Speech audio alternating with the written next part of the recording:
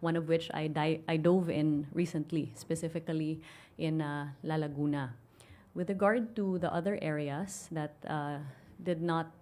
were not seen to have complied with the threshold set in the water quality test results under the ENR guidelines, we are also pleased to receive the Department of Health's position that the public is advised to proceed with caution, but that no swimming ban has been indicated, only that concerns have been expressed on the ingestion of water. And therefore, our perception of this joint statement is that the Puerto Galera tourism continues to be open, as well as that there has been no direct attribution in terms of the direct source of the findings, considering the presence of other human and economic activities in Puerto Galera. But with that, the Department of Tourism expresses its full support to the ENR and the DOH in terms of our willingness to work together, as well as together with the provincial government of Oriental Mindoro and the local government units involved, so that we can proceed in a manner that will ensure the sustainability of these tourism destinations. Puerto Galera in particular is the top-rated destination for Oriental Mindoro, contributing no less than 85% of the tourism economy of the province. At its peak, Puerto Galera generated tourism receipts of over 1.2 billion pesos, notwithstanding the fact that the Philippines only reopened in February of last year. Puerto Galera had already raked in 500 million pesos. And we fully perceive that the recovery of Puerto Galera, especially in terms of domestic tourism, is well on the way this year.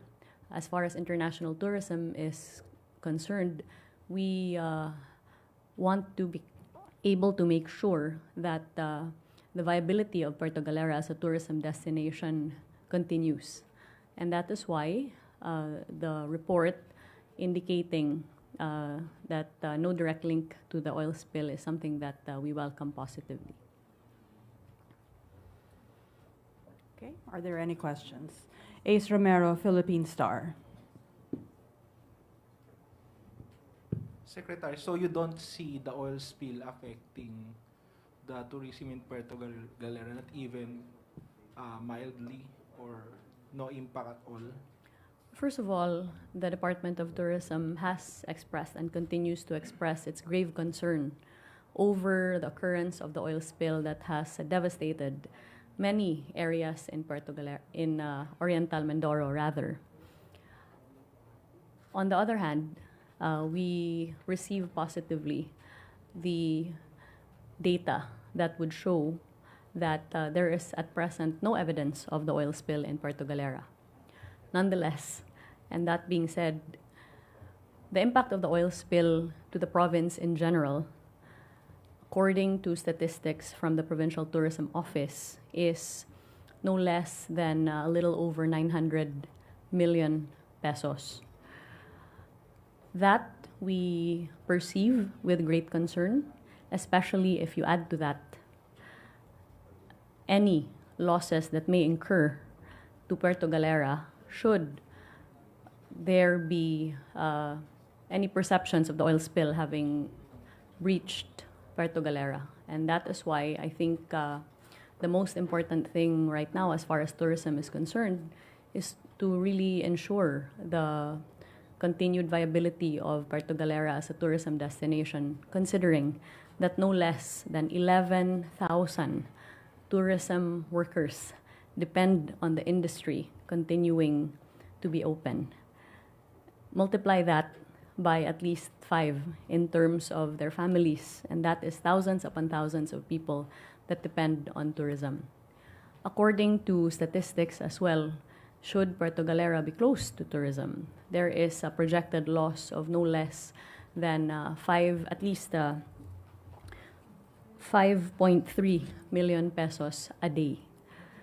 So our effort really in the Department of Tourism is to work very closely with the DENR, the DOH, and other related agencies, including the DILG, so that we can work hand in hand with the local government unit of Puerto Galera in particular and the province in general. So we've all seen the devastation that can be caused by a tourism destination being shut down. We experienced that recently in the pandemic.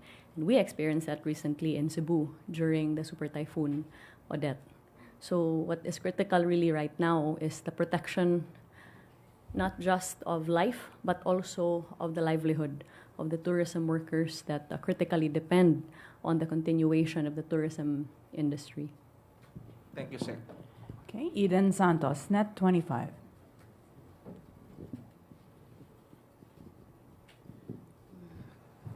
Good afternoon po, Secretary. Nabanggit po ninyo na medyo malaki yung mawawala sa turismo kapag ipinaban natin yung mga water activities sa Puerto Galera despite the fact na siyam lang po yung pumasa out of the 35. Does it mean po ba na mas binibigyan natin ng way yung livelihood than dun sa lives ng ating mga kababayan na sa halip na i-prevent muna natin yung mga water activities doon para naman maging safe din po yung mga tao, even yung mga local, yung mga turista, sa halip na tuloy-tuloy pa rin po yung activities doon. Needless to say, the protection of life is always the prevailing consideration of any God-fearing person, as it is of the Marcos administration.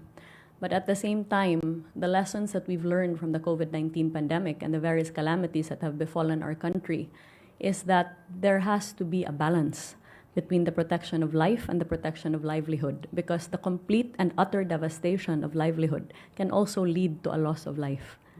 Kaya naman po, damang-dama po natin yung paghihirap ng ating mga tourism workers, especially po yung mga nandoon sa oil spill affected areas. And that is why, understanding the suffering that they are presently harboring under, pumunta po tayo sa Puerto Galera at under the directive po ng ating presidente, nag-offer po tayo ng alternative livelihood training skills that may not be necessarily connected to their present occupation, but is still connected to the tourism industry. And with that, we met with several mayors as well as community-based tourism organizations. Magsisimula na po yung alternative livelihood trainings on April 24, and it will continue until May. In conjunction with this, kasi po concerned yung ating presidente sa kapakanan ng ating mga kababayang Pilipino, especially our tourism frontline workers, we have also agreed with the Department of Labor and Employment na yung mabibigyan ng alternative training, on one hand, bibigyan po sila ng free na starter kit para sa trainings na matatanggap nila. And on the other hand, mabibigyan po sila ng TUPAD, financial assistance. And therefore, it is an overall approach towards managing the present tourism destination that is not yet affected by the oil spill, as well as assisting the tourism destinations that are already affected by the oil spill, all the while prioritizing life and balancing that with the need to protect livelihood. So, Secretary, so far po wala pa naman tayo na itatalang anumang mga complaint na yung mga nag-swimming doon or nagpunta, lalo nung bakasyon ay nakaranas or nakakaramdam ng mga problema sa balat, sa paghinga gaya ng mga sinasabi ng DOH na posibleng maranasan natin kapag tayo ay nakainom nung contaminated na tubig mula sa langis. The Department of Tourism is not in possession of any data regarding any such information, considering that is not within our primary mandate. Nevertheless, nag-diving po ako doon sa Laguna, isa po sa pinakamaganda na dive site sa Puerto Galera, at okay pa naman po ako. Yes. That's good to know. Okay, Ivan Mayrina, GMA7. Secretary, good afternoon. You spoke of recovery of domestic tourism in Puerto Galera. At its peak, you said umaabot ng 1.2 billion pesos ang tourism receipts ng Puerto Galera. Nasaan na ho tayo doon sa recovery natin na yun? Especially, you personally saw the Holy Week crowd. Would you say that we are almost at pre-pandemic levels or maybe even on the way to surpass those numbers? Yes, thank you very much for that question, as that will allow me to deliver the good news that as of 2022, Puerto Galera has already generated 500 million pesos in tourism receipts as far as international arrivals are concerned. On the other hand, with regard to domestic tourism, Puerto Galera plus our other regional destinations have reported in excess of their targets in terms of the projected arrivals for domestic tourists.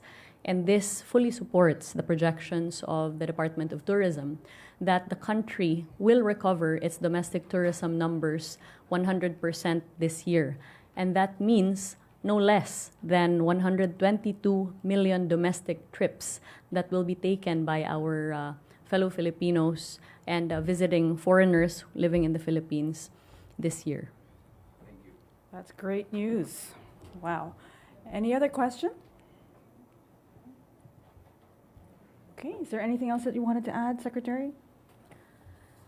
Well, I wanted to thank our president for continuing to articulate the importance of the tourism industry under his administration, recognizing the massive contribution that it has had and continues to have upon our economy.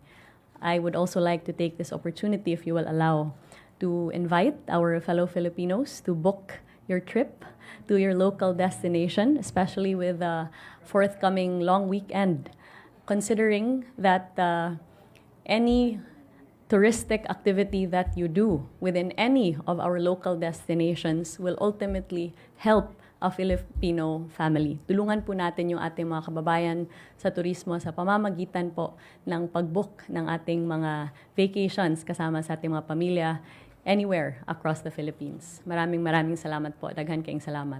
Thank you very much, Secretary Cristina Frasco of the Department of Tourism. Thank you for being here. Okay. Salamat.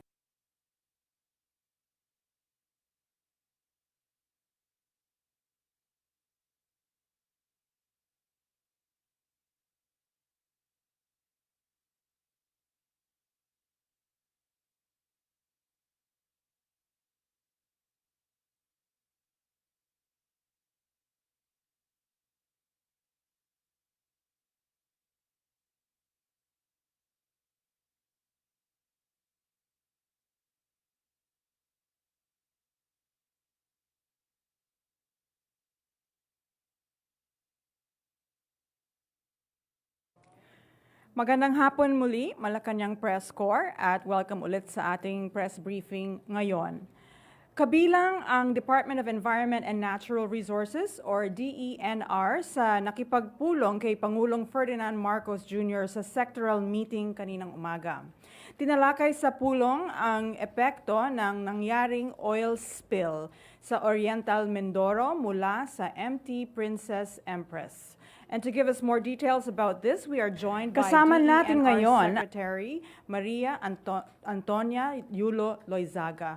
Good afternoon, Sec. Loizaga. Good afternoon, Daphne. Good afternoon po sa inyong lahat. Actually po, ang meeting this morning was on El Nino and its impacts.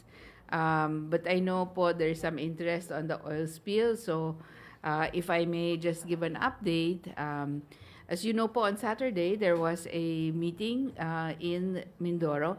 Kasama po si Presidente and the different entities that are involved in the oil spill response were there po to update the President.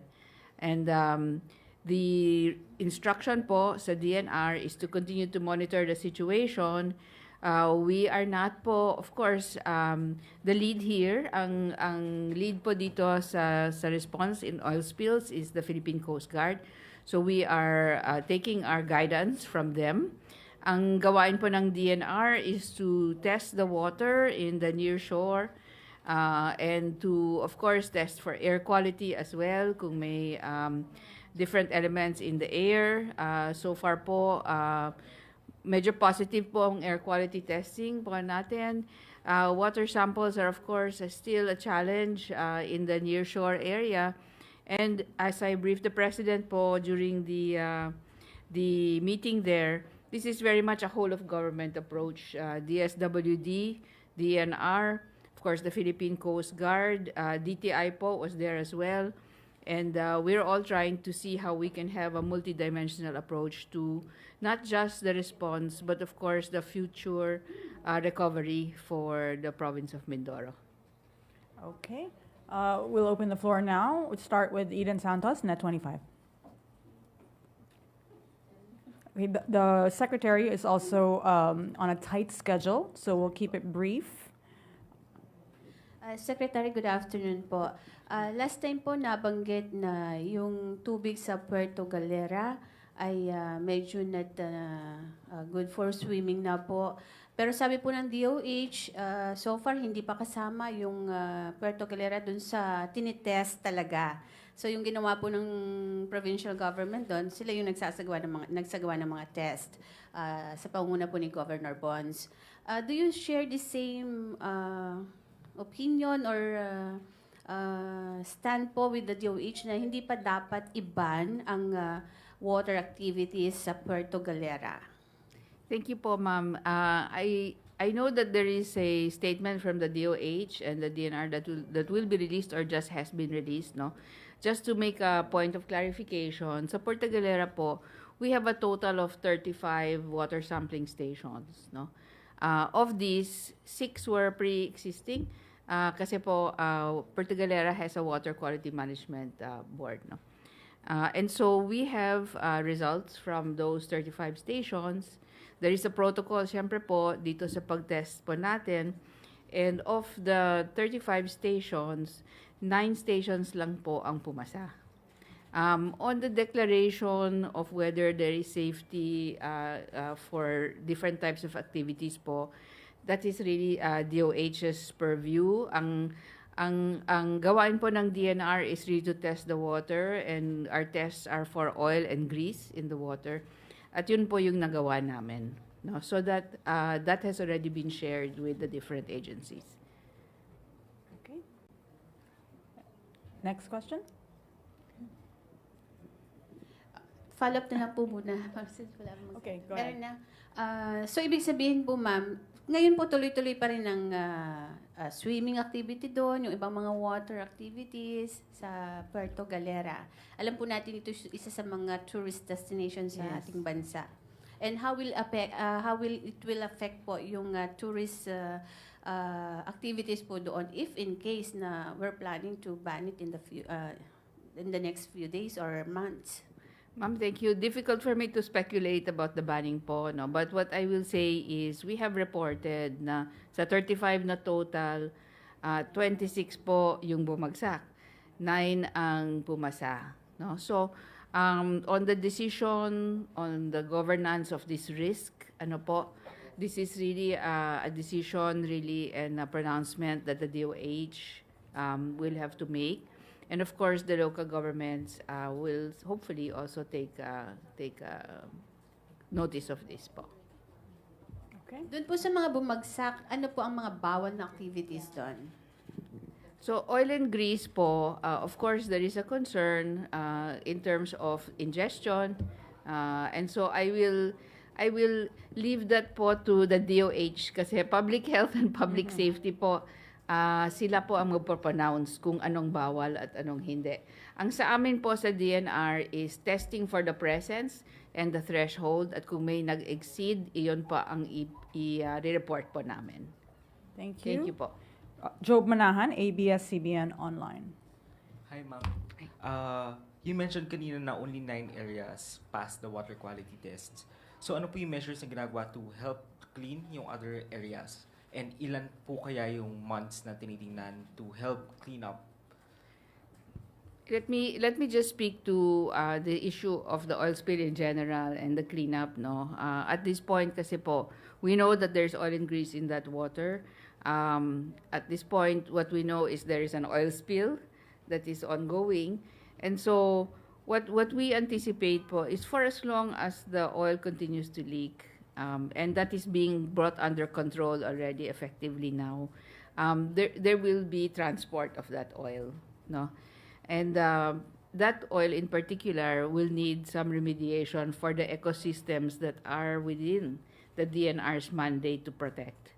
There are some ecosystems that could be badly affected. We need to go into the water to actually see whether or not corals have been coated, for example. And unfortunately, we're not able to do that yet, no? But the DNR has the capacity to go down there. We have the divers, we have an ROV, and we need to actually have physical confirmation of the range of the actual impact in order for us to say, magkaka-recover ba, gaano ba katagal, etc. No?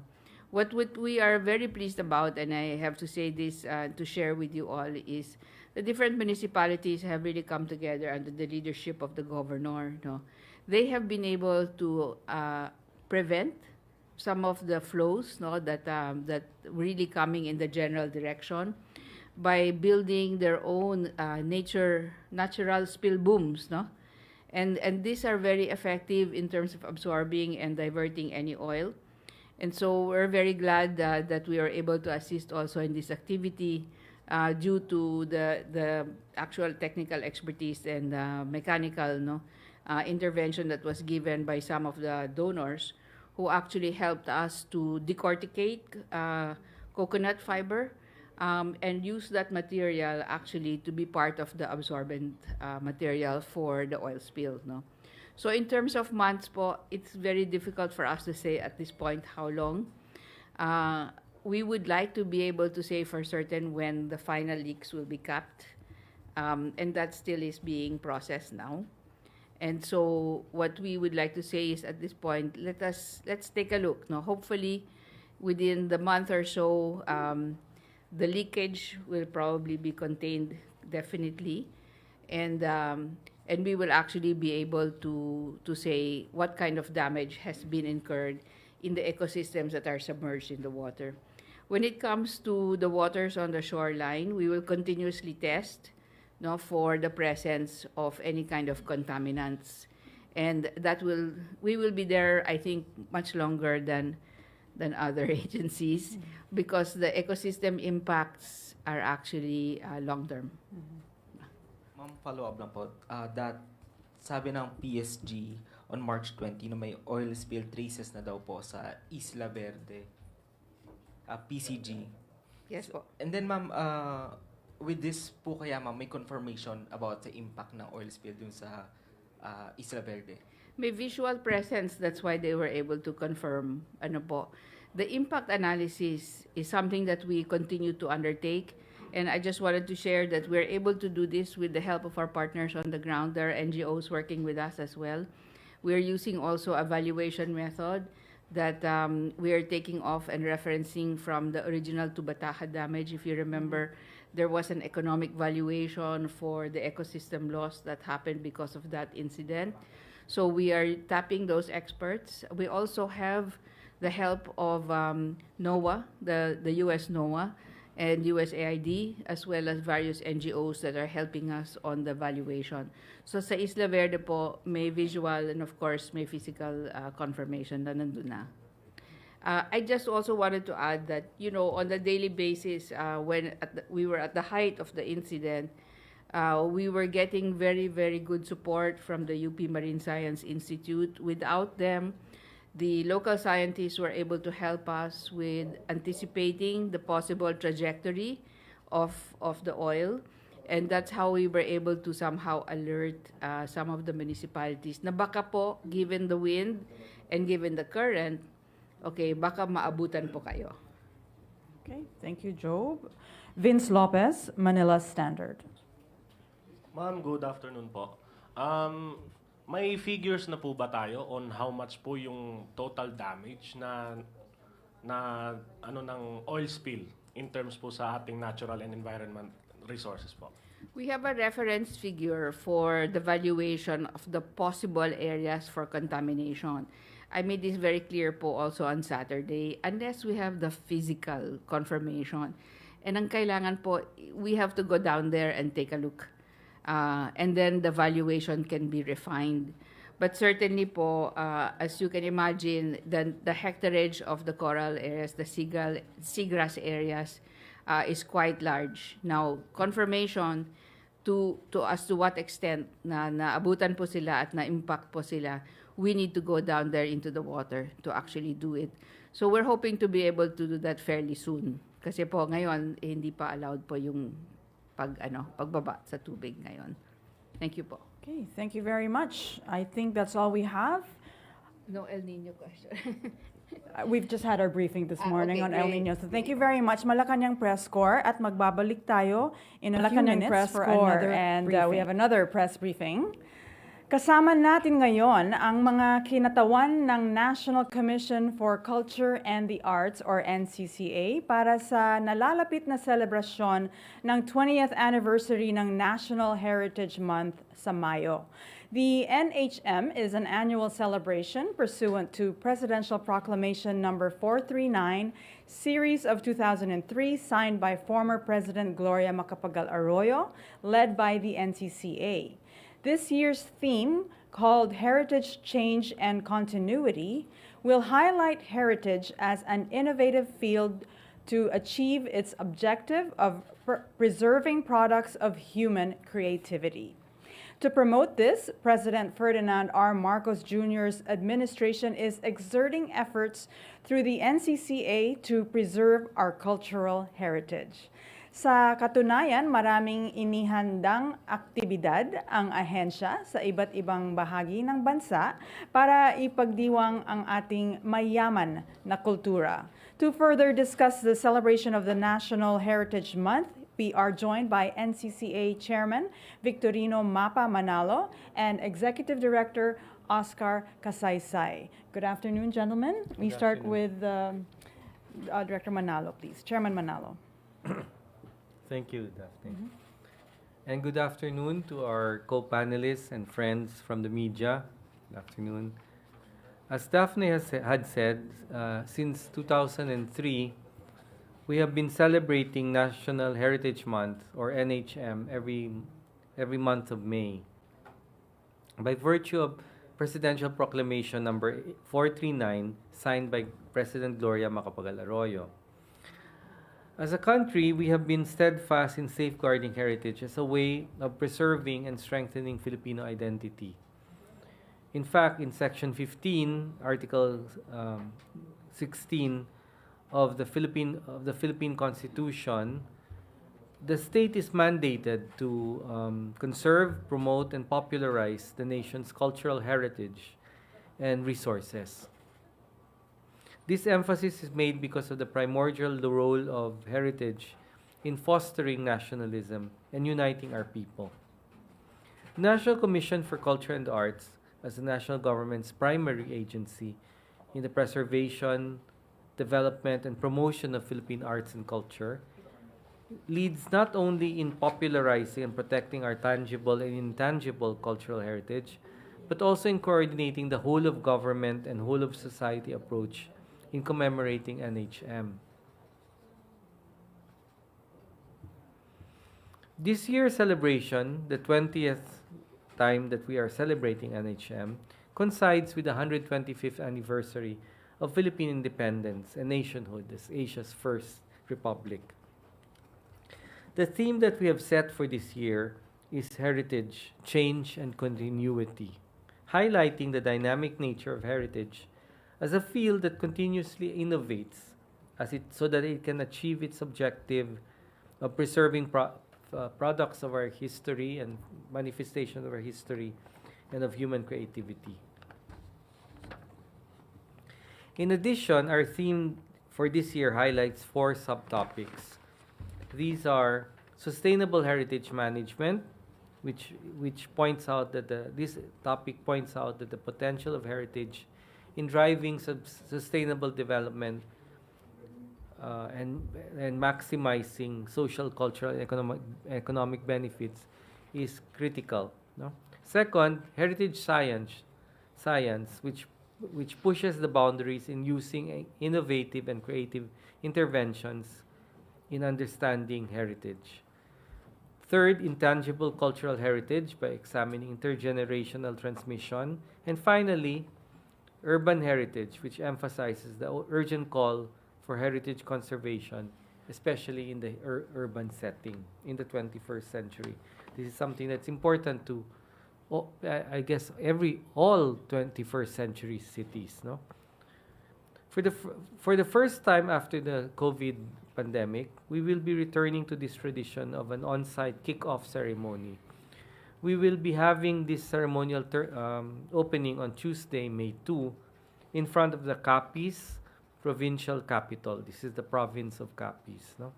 We thank the provincial government of Capiz, led by Governor Frendenil Castro, for hosting our kick-off this year and for being an active partner of the NCCA. This is one of the most important aspects of the National Heritage Month that has developed through the years. The idea that local LGUs and local institutions partner with us. This is not just the NCCA's pet project or central project. It is now supported by many different local partners, especially LGUs. So, for example, we will be with the LGU. We will be engaged in cultural mapping activities and other culture and art initiatives. In addition, the NCCA, through its committees and under our different subcommissions, especially our subcommission on heritage, invites you all to the following events, which are going to be flashed on the screen.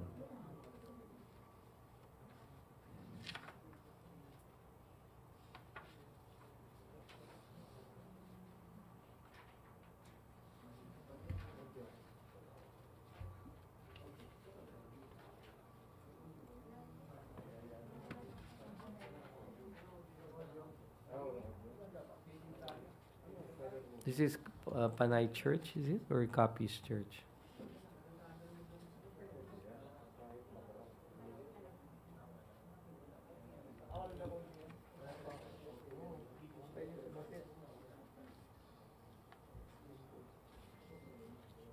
I think that's Capiz Church. Okay.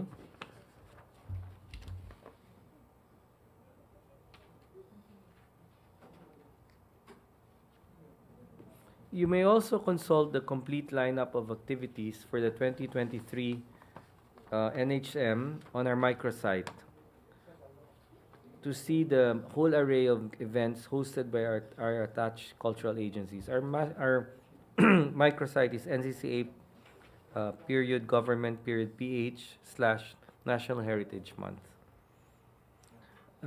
You may also see other the sites of other national government agencies, local government units, and public and private educational institutions, as well as Philippine embassies, consulates, and missions overseas, local libraries, and private stakeholders.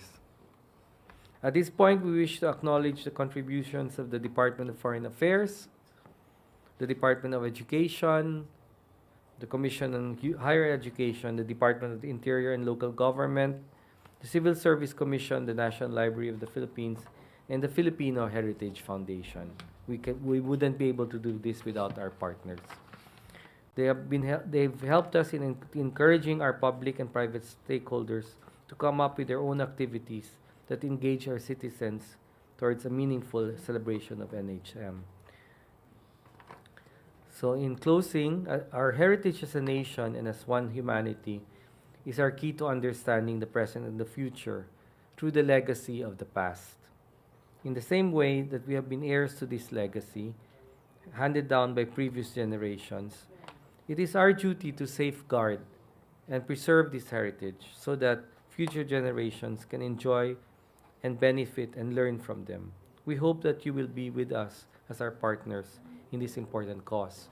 And we also hope to really reach out more to young people and to our educational partners to follow the call of our president that everyone should really do their share in helping our educational institutions. Damo gid na salamat sa inyo tanan. And I wish you all a happy and meaningful celebration of National Heritage Month. Thank you. Thank you, NCCA Chairman Victorino Mapa Manalo. And now let's hear from Executive Director Oscar Kasaysay. Yes, magandang hapon po sa ating lahat.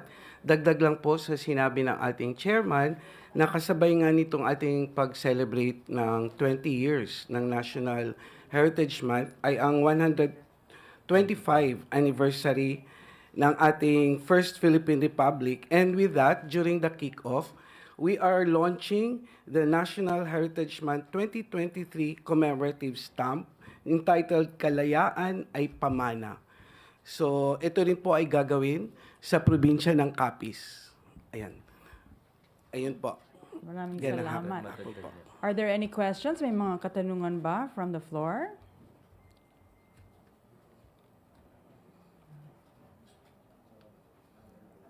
Okay, Ace Romero, Philippine Star. Quick question na po. Kasi since we are in a country where people are concerned with their economic needs, no, their everyday needs, food, water, shelter, etc. So how do you convince the public to appreciate cultural heritage at a time when most people are concerned with their livelihood, especially now we're just recovering from the pandemic? Sa totoo lang, pwede mo sabihin na masalimuot ito na question, no? Na bakit ba? In fact, minsan may isang researcher or isang kilalang cultural worker na tinatanong niya lagi, ano nga ba ang heritage? Makakain ba yan? No? First of all, siguro kailangan natin bigyan diin na ang heritage ay may kinalaman din sa ating mga hanap buhay, no? Nakakadagdag ito sa hanap buhay. Dahil nga ang isang heritage site kung talagang maayos ang kanyang protekta, pag-conserve, no? At maayos ang tayo niya at talagang napropromote siya kung anong maganda sa kanya, attract ito ng mga turista, mga tao, ng publiko at nagiging source siya of income through tourism, no? So iyan ang isang malaking bagay at you can see na halos ang nagsasalba sa mga bansa katulad or malaki ang papel ng heritage as income generator through tourism. Malaki ang papel sa mga bansa katulad ng Cambodia at Laos, no? Sa Cambodia halimbawa, ang heritage structure nila yung isa sa pinakamalaking templo sa sa mundo, yung Angkor Wat, ay ito talagang milyones ang na-attract nito. So talagang nakakatulong ang heritage lalo na kung maayos. Kung hindi nga maayos ang Angkor Wat, kung puno pa rin ng mga mina, mga landmines at mga forest, hindi ito mag-attract. So kailangan talagang ayusin ang ating heritage kasi nakakatulong ito. At the same time, hindi natin maitatwa na kasing importante or higit pa na mas maimportante ang punto na ang heritage kumbaga nakakapagpatibay yan sa ating loob, no? So lalo na galing tayo sa pandemic na kumbaga pwede mo sabihin medyo nabura o nabawasan ang ating self-confidence, ang lakas ng ating loob. Pag nakita mo yung mga gawa ng mga ninuno mo, paggawa ng mga struktura na galing pa from the past, no? Maiisip mo talaga or lalakas ang loob mo na tingnan mo na naka-survive din pala despite all the problems of the world, no? So yan din ang isa sa mga nagagawa ng heritage. It gives us a boost to our self-worth. No? Salamat po. Maganda na tanong po yan. Okay, any questions? Promise yung next answer maikli na. I just also wanted to point out that you had mentioned that the calendar of the activities is posted in your site. And what was the website again? It's It's a microsite It's para maalam ng lahat kung it's ano ang mga NCCA. activities. NCCA.gov.ph/National Heritage Month. Search na lang National Heritage Month. Yes. And most of the events that you have, such as the Capacity Building and Heritage Management Clinic, those are going to be broadcast in your Facebook page, I believe. Yes. And other social media platforms po of NCCA official. And you also had mentioned that you are calling on the involvement of young people. Yes. So paano natin yan mai-encourage through the NCCA? How do we reach our youth? Uso pa naman ngayon ang ating buhay na buhay ang kultura sa mga animators, mga, Yes. di ba? Mga Yes po. illustrators. Actually, marami din po nagtatanong, bakit sa Capiz ang napili? Apart from, it is a home of two indigenous cultural communities, Panay on, ano yung, and Ati, no? These are the indigenous peoples wherein we could really makikita natin how resilient the Filipinos are, and through their songs and their artworks and crafts, we encourage the young people to yung matuto sila sa mga nakaraan. And with this, sabi nyo nga po na dahil ang mga kabataan ay talagang nakatali sa kanilang mga cellphone, we use also the social platforms such as TikTok, Instagram, and of course, the famous one is the Facebook. So everything will be viewed online, and we encourage them to participate our online and virtual discussions, especially the teachers, through the Department of Education. As our chairman said, we encourage collaborations para mas natututo po sila. Dahil alam naman po natin, pag usaping kasaysayan at usaping cultural heritage, talagang ito'y napaka-boring na subject matter. Hindi naman. At pero for Sabi young ng iba, people, sabi ng lalong-lalo na pag hindi magaling yung teacher, talagang pinag-memorize lang sila ng mga dates at kung ano-ano pa mga pangalan. But then again, dito natin makikita, no? Lalong-lalo na buhay ang ating mga pamana ng ating bayan, at makikita din natin ito, no? Yung mga iba't ibang tangible, sabi nga ni chairman, mga intangible, mga heritage natin through the arts and music. That's great. And Daphne, siguro pwede din idagdag. Thank you, Oka. Pwede rin siguro idagdag na gumagawa nga kami ngayon, nagsisimula kami na gumawa ng mga modules for teaching about heritage to young people, no? Pero innately kasi marami talaga there are many things, no, na kung hindi sila masyadong makikinig sa mga sabi-sabi katulad ng binanggit ni ED, no, ni Executive Director Oka. Pero makikita talaga na may mapupulot sila sa heritage na pwede nilang magamit sa kanilang mga creative activities. Katulad ng halimbawa, 'di ba, yung mga halimbawa yung Harry Potter. Ang Harry Potter ay kung tuusin mo, it is actually utilizing the heritage of Britain, 'di ba? Castle yung school nila, Hogwarts.